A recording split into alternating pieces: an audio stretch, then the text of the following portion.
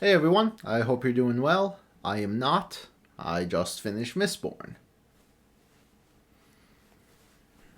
Going to be talking about the series, why you should read it, spoiler freestyle, and then at the end of the video, I'll be getting into spoilers. We're going to be shooing all you losers who haven't read it away. Mistborn is probably one of the most prolific fantasy releases of modern times. Yes, Brandon Sanderson has made quite a name for himself since he started publishing almost 20 years ago now. And one of those first early hits from him was The Final Empire, the first in the Mistborn saga. Mistborn is an ongoing fantasy series that spans multiple centuries, and those time periods are divided into eras. And today we're going to be talking about the first one of those, which is a trilogy, consists of The Final Empire, The Well of Ascension, The Hero of Ages. The story follows Vin, a young girl living in the Final Empire, this large country that has been under the rule of the Lord Ruler for the past 1,000 years. Yes, the Lord Ruler. Oh boy, he's something. Extremely powerful, seemingly immortal, and a huge asshole. And overall, this is a pretty depressing place. The constant ashfall is always blocking out the sun and covering the landscape, leaving everything dirty and gross. At night, a mysterious mist shrouds the landscape, giving way to some unusual horrors that lurk within them. While the nobility of the Final Empire live in relative peace, it is at the cost of the Ska class, the peasantry of this empire. A peasantry which Vin has been born into. Yes, the Ska are slaves, and they are treated as subhuman by the nobility. Now, throughout history, the Ska have tried to fight back, but so much time has passed now, with so little hope, that they've all sort of just become complacent. Things are shaken up a bit once we are introduced to Kelsier and his band of misfits. Kelsier is a man on a mission. Him and his buddies have been, pulling some jobs, some heists. For a while now, they've all become pretty tight. He thinks it's time to, up their goal up a bit and do a coup. Overthrow the Final Empire, as you would. And the story really kicks off once Kelsier meets Vin, who he suspects of being a Mistborn. So from here, we are taken on quite a crazy journey. This is an epic fantasy series, and it encompasses a lot of staples of the genre. We have a lot of action, emotional storytelling, political intrigue, a lot of mystery, and it all comes together to tell a really, really compelling story across these 3 books. I think Sanderson is extremely skilled at, setting the stage, introducing a ton of ideas, and then building upon them over a long period of time, and then introducing some phenomenal payoffs. The entire trilogy is extremely well paced, and while there are some slower sections where characters are just talking, it's always very interesting. But once we get into some faster paced, action heavy stuff full of reveals, everything sort of just clicks and it becomes extremely hard to put down. The characters being one of the strongest reasons for this, them being extremely multi-layered and interesting. None of our main cast here is one note. They might seem that way at first, but as you learn more about them and about their pasts, we find that these characters have a lot of conflict within them, and seeing how they work through it and sometimes fail to work through it was always a treat. Standouts being Vin, our main character, who starts off as a very shy, timid young girl without much self-confidence, and all of a sudden she is thrown into this job, into this position she doesn't think she can do, but through her training with Kelsier and the rest of the gang, she sort of starts to break out of her shell. And Kelsier, probably one of the most popular characters in modern fantasy, I mean, he's in Fortnite, is such a fascinating character, and he's probably my favorite character of Mistborn. He starts off as just a badass, like a guy who seemingly knows it all, can do everything, but once the layers on him start to peel back a bit, you realize that he is far from perfect. And the way the series explores his character,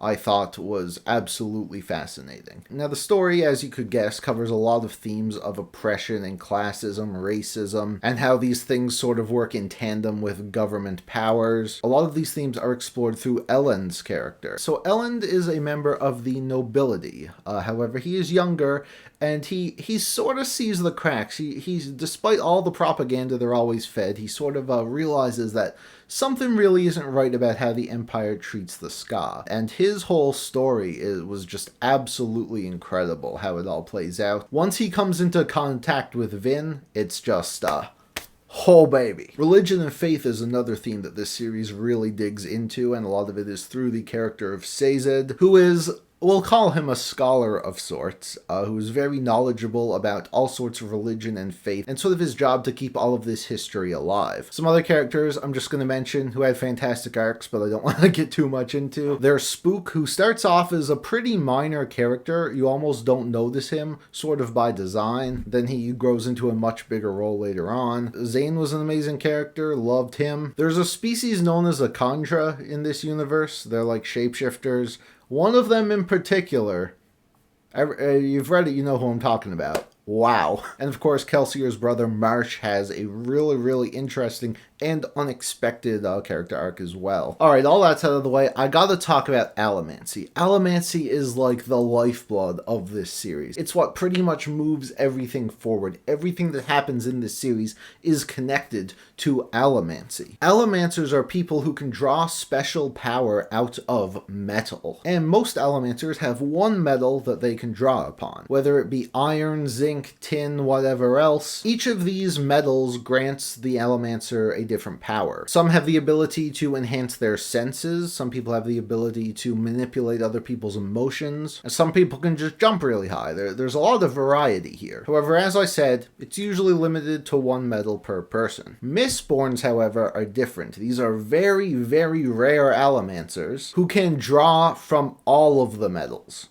All of them, and can access all of these different powers. So as you would expect, these people are not only extremely dangerous, but extremely valuable to governments and to armies and leaders. Mistborns are soldiers, and of course, our main girl, Vin, is a Mistborn. And she does not know what this is at the start of the series, so she has a lot to learn about it. And I really like this way of introducing Allomancy to us. Kelsier, who's training her, he sort of gradually gets her into it, does different metals at different times to teach her about it. So we're sort of learning along with her. And it quickly becomes apparent that this magic system is just absolutely incredible. It's simple enough to get the hang of really quickly, but complicated enough that, man, you could just learn about it for days and not get bored. There are a lot of rules to it, consistent rules, which, you know, add to spice up the battle, add some stakes. Of course, Vin will have all of her metals that she is drawing power from, but they'll run out if she uses them too much. So a lot of the action in the series is not only just, you know, normal fighting stuff, but it's also paying attention to all the metals and what you need and what you're out of. And especially when you're fighting other Allomancers and Mistborns, it adds a whole extra layer of strategy to the action. And the action is extremely epic, let me tell you. There are certain, like, battles and set pieces in this series. Holy crap, man. But what also I think is the cherry on top of the Allomancy ice cream is the mystery behind it.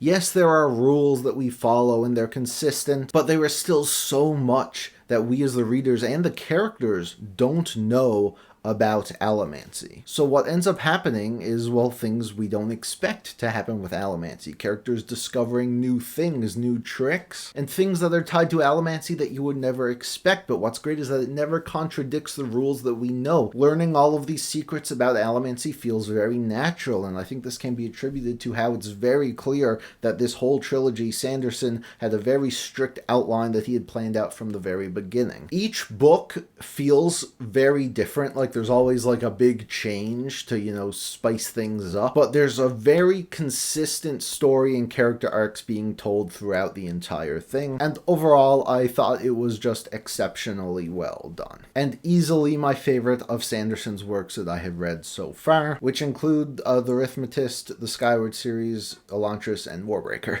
So yeah, Mistborn Era 1, highly recommend it. I just think it's such an enjoyable read. It's so fresh. And I also think it is a great starting point if you're looking to get into, you know, bigger, more adult fantasy series. Because while it is an adult series, it's not like super heavy. It's like a hard PG-13. It's no like Song of Ice and Fire going wiggling their around and you know, and stuff. But yeah, it's a very famous book. You can likely find it at any bookstore you go to. You have a lot of options to read it. There's 2 box sets, I think, the mass markets and the normal paperbacks. I'm talking in North America here. Tor is actually releasing some new paperback editions for Mistborn this coming year, so you might want to like wait and check out what those covers look like. Also, while I have not listened to the audiobook for Mistborn, I have listened to some other Sanderson audiobooks, and they are very good. I would imagine Mistborn is the same. Also, Era 2 for Mistborn recently finished up. I'm in the process of reading it now, and I will have a review for that hopefully out in January. With that out of the way, I have some thoughts, some spoilery thoughts. So if you have not read Mistborn, please get out of here. I'm serious. Get out of here. We got a timer here. Please, please leave, because you are really going to regret it if you decide to read Mistborn later and you've already watched the section. Okay? Okay. We good? We got the exclusive spoiler club in here now. One thing that I found really fun about the first book was wondering if they were actually going to overthrow the final empire in the first book. I figured it would probably happen eventually, but I wasn't sure when within the trilogy. And I was very pleased that they did, in fact, take care of it in the first book. Vin goes and she kills the Lord Ruler, discovers he's been using some silly tricks to keep himself immortal, and then I just loved seeing what came after. I love it when, you know, a whole big event happens, huge status quo change. A lot of the stories sort of just end there. Mistborn could have ended there and I still would have loved it, but the fact that they keep going, now all of a sudden Elend is the emperor, and there are armies, one of them led by his father, at his doorstep, threatening to take the city back, and he's got to take this like leadership position that he is not prepared for. And I just loved his whole arc of, you know, wanting to do what was best. He's a very good, kind-hearted person, but he's forced to come to the conclusion that things can't always be clean. Conflict is always going to arise. But while all of this is happening, there's like the whole thing with Rune that they're building up, you know, our main sort of villain. He's more of a force than like an actual villain. I love the revelations that we learn about the Lord Ruler, about how while he was a bad person, there were things that he did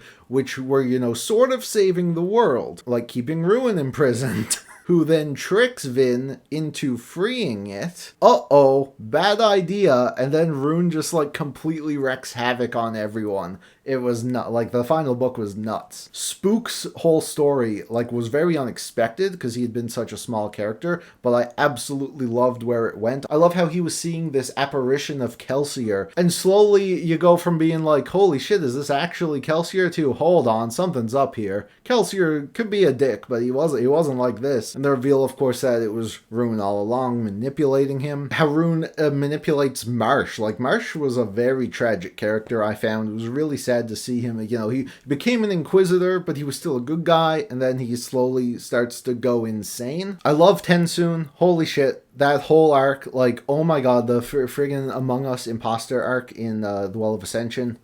Amazing. I never guessed that he was the imposter, because why would you? Why would you think that a Kandra impersonated another Kandra? It's not something they outright said was impossible, but it's not something you were ever expected to consider.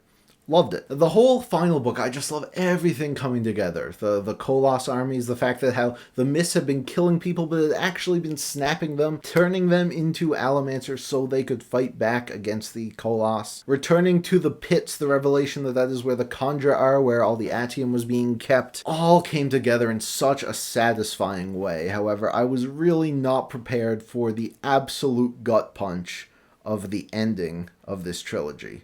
Oh my god. They died, man. I did not think Vin and Elend were gonna die.